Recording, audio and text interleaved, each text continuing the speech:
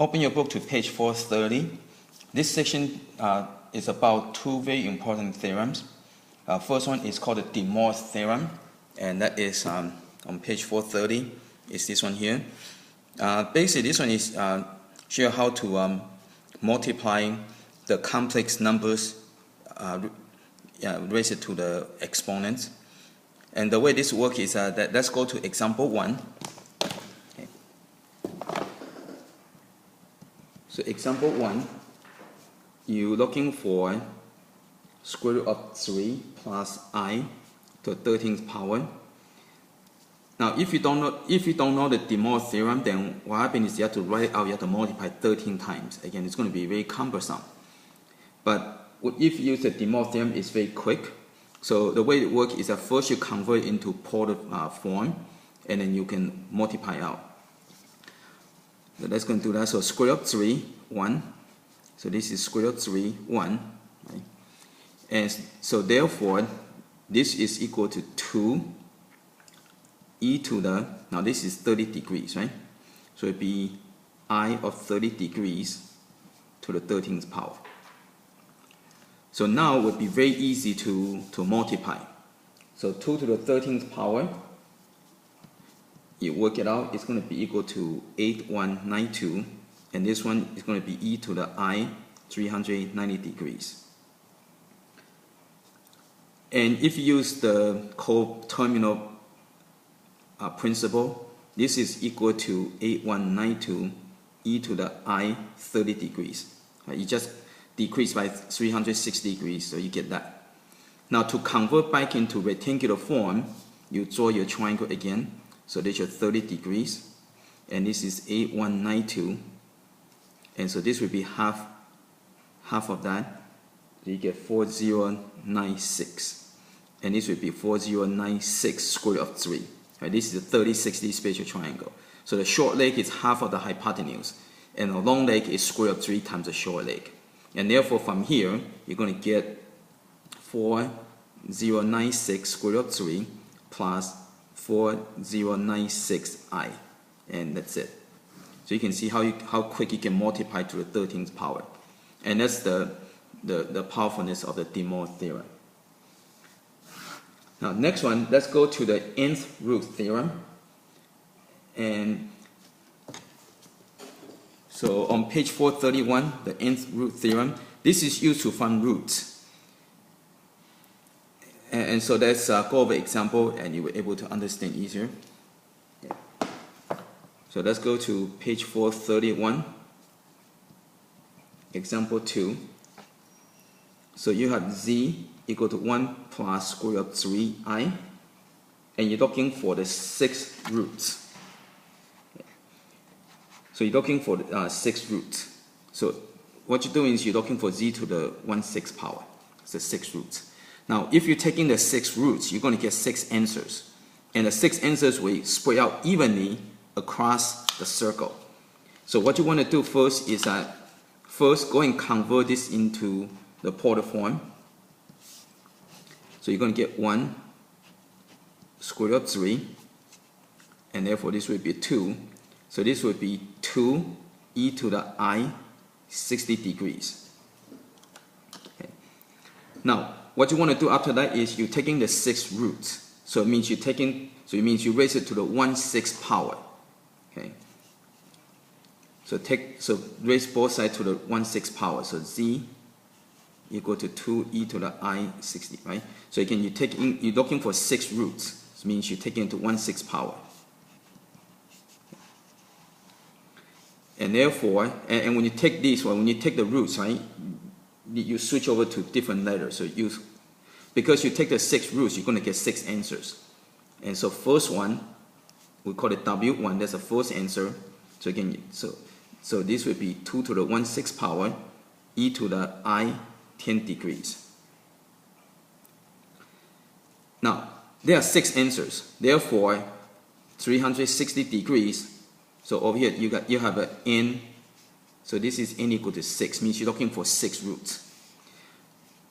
And so a circle at 360 degrees, you divide by 6, and so this will equal to 60 degrees.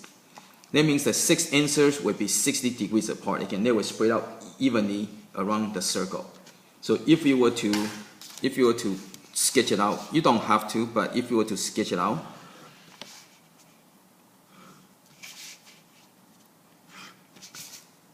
so the first answer would be at 10 degrees. So that's it, W1 at 10 degrees, W2, W3, W4, W5, W6. So since it will be 60 degrees apart, so the next one would be at 70 degrees. So the W1 would be at 10 degrees. So next one would be 2 to the 1/6 power I to the 70 degrees. Next one, again, there are 6 answers, so they will spread out evenly. So each one would be 60 degrees apart. So next one would be 130 degrees. Again, you don't have to draw the circle, but I'm just drawing this to kind of help you to able to visualize. Okay.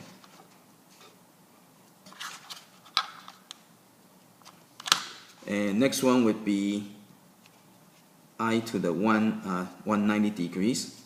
So it'd be right over here. And next one would be I to the 60 degrees, would be 250 degrees. And next one would be 310 degrees. And so here are your answers. That's 6 of them.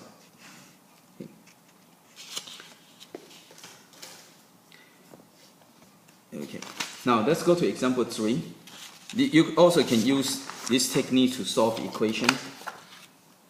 On page 432, example 3, you're solving x cubed minus 1 equal to 0.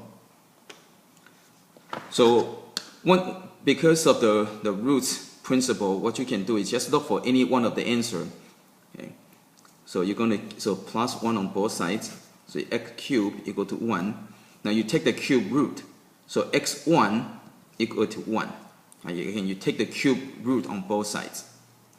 And therefore you're looking for the other 2. Okay. Now again, what you want to do is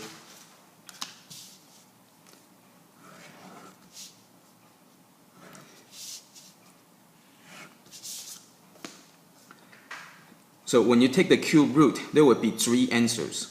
And 3 answers, so 360 divided by 3, you get 120 degrees. So each answer will be 120 degrees apart. So first you sketch these things out. So x1 equal to 1, so that's right over here. Okay. So next one would be right over here, 120 degrees. And so this would be 120 degrees, and the next one over here would be 240 degrees. Okay. And so this would be negative 1/2, and this would be square root of 3 over 2, negative square root of 3 over 2. So that's your x1 over here, that's your x2, x3.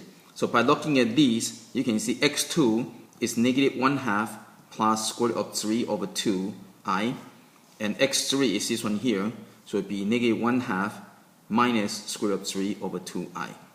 And so that would be your 3 answers. Now let's go and do the match problem 3. So match problem 3, you got x cubed plus 1 equal to 0. So very similar to that. So what you do is go and solve. So minus 1 on both sides. So x cubed equal to negative 1. Take the cube root, so you get x1 equal to negative 1. So when you draw that, the first one, so you don't have to draw a circle, you can just draw that. So first one is negative 1 over here, right? So therefore, this would be 120 degrees. So this is 180. So you go back 120, so it'd be 60 over here. And you go this way, you get 240. Right? Again, 120 degrees apart. So therefore, x2, this one over here, this is 1/2, negative square root of 3 over 2, positive square root of 3 over 2. So x2, it doesn't matter which one is x1, x2, x3. Okay, you can just do it any random order. So since I'm going to go around the circles, I'm going to call this x2. So x2 would be 1/2 minus square root of 3 over 2i right? And x3 would be 1/2 plus square root of 3 over 2i. So again, you can use this technique to solve for the roots very quickly.